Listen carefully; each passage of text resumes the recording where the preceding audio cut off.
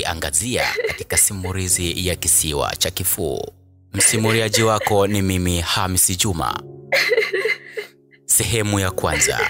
Miaka ya 1897, wakati bahari ya Hindi ilikuwa bado imejaa siri nyingi na visiwa vingi vilikuwa havijagunduliwa wala kutajwa kwenye ramani. Wavuvi wa pwani ya Pangani walikuwa maarufu kwa uvuvi wa usiku, wakiamini samaki wakubwa huja juu wakati wa giza. Kati yao alikuwapo kijana jasiri aitwaye Salimu wa Baharia pamoja na rafiki zake, na aliyejulikana kwa jina la Mzee Rashidi, mvuvi mkongwe aliyekuwa na hekima nyingi na uzoefu wa uvuvi baharini. Siku moja walikuwa wakielea baharini takriban kilomita 12 kutoka pwani. Waliona mwanga hafifu mbali ukiangaza kama taa ya dhahabu. Ni kisiwa kilichoonekana kama pepo iliyojaa kila kilichovutia: miti mirefu ya minazi,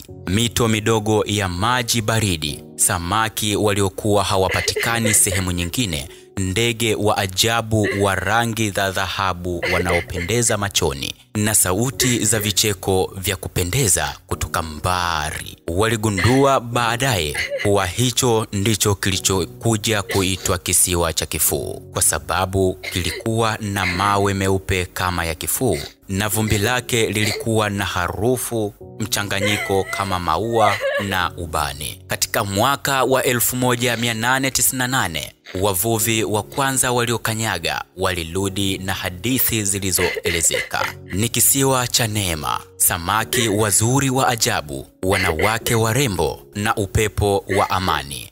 Walieleza mazuri yakielezwa kama mbingu ya duniani. Kwa miaka miwili mfululizo, watu wachache waliotembelea walirejea wakiwa na bahati, baadhi wakileta mapambo ya dhahabu na samaki wa nadra.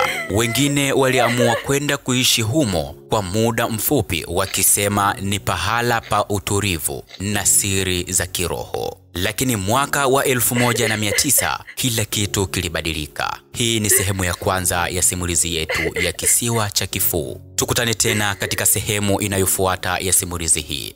Msimuliaji wako ni mimi Hamisi Juma. Kijagi TV ni sauti inayosikika.